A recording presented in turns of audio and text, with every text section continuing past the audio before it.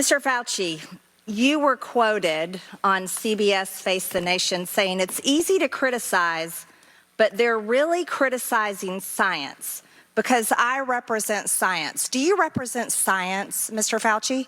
I am a scientist who uses the scientific method to gain information. Yes, you said you represent science. Do you represent science, Mr. Fauci? Yes or no? Yes or no? No, that's not a yes or no answer. Yes, it's a yes or no. I don't think it is. Okay, well, we'll take that as a you don't know what you represent. Oh, But this, as director of the NIH, you did sign off on these so-called scientific experiments. And as a dog lover, I want to tell you this is disgusting and evil, what you signed off on, and these experiments that happened to beagles paid for by the American taxpayer. And I want you to know Americans don't pay their taxes for animals to be tortured like this. So the type of science that you are representing, Mr. Fauci, is abhorrent, and it needs to stop.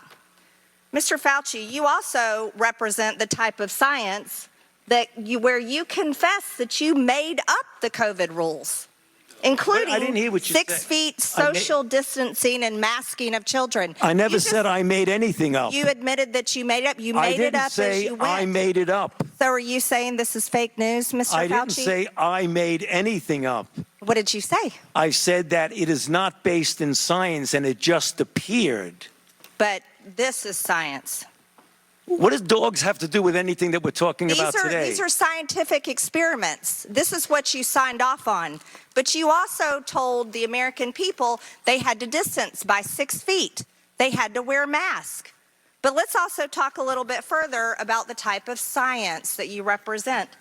NIH scientists made $710 million in royalties from drug makers, a fact that's been hidden. Let's talk about the fact about, is it right for scientists and doctors getting paid by the American people, government taxpayer paychecks, to get patents where they're paid millions and hundreds of millions of dollars in royalty fees, especially when the NIH and these government agencies, most powerful agencies in our country, are recommending medical suggestions and advice and making up guidelines like 6 feet distancing and masking of children.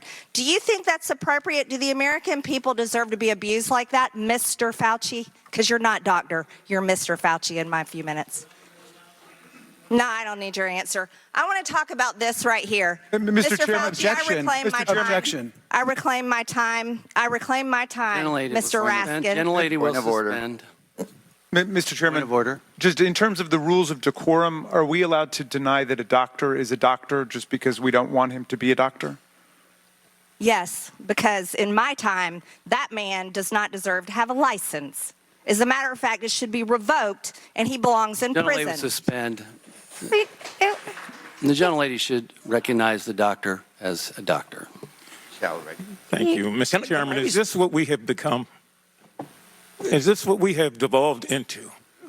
No decorum. You know what? We can do that hearing about the poor men that were injected with syphilis because I support you in that. That's horrific. And this government that does things like that to Americans doesn't have decorum to the American people. Mr. Chairman, The gentleman is out of point of regular order, please. The gentleman is out of order. Decorum. I recognize the point of order. Go ahead with your point of order. You got it. No, I mean, I was going to say what Representative Raskin said. It's completely unacceptable to be able to deny Dr. Fauci, who's here, a respected member of the medical community, his title. And that's actually a personal attack on his character. And I have instructed her. He's not respected. And I have instructed her to address him as a doctor. I'm not addressing him as doctor. Let's talk about this. I'm reclaiming my time. I'm reclaiming my time. Words get taken down. I'm reclaiming my time. Second that. Point of order. Suspend. All right. A member can only move to have words. I'm sorry. The issues we are debating are important ones that members feel deeply about. And while vigorous disagreement is part of the legislative process, as I said at the beginning, members are reminded that we must adhere to established standards of decorum in debate. This is a reminder that it is a violation of House rules and the rules of this committee to engage in personalities regarding other members or to question the motives of a colleague. Remarks of that type are not permitted by the rules and are not in keeping with the best traditions of our committee.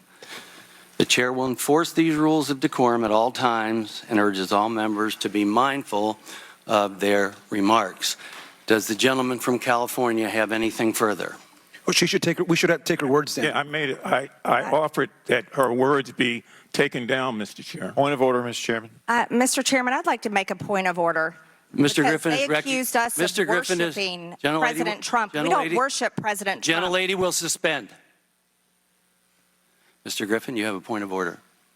Mr. Chairman, while it may not be polite, I believe the rule only applies to members of this body, the Senate, and the President of the United States. I do not believe that it applies. The rule on taking down words does not apply to a witness. Again, I'm not condoning the words. I'm just relating or asking whether or not it applies to individuals who are just happen to be here in front of us.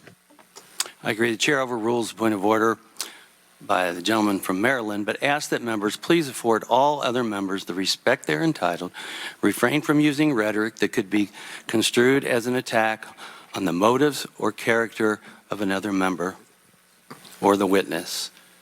You may proceed. Thank you.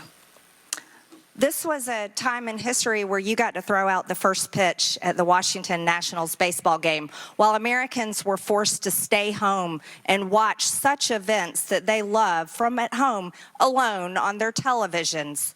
And what a hypocrisy this picture shows.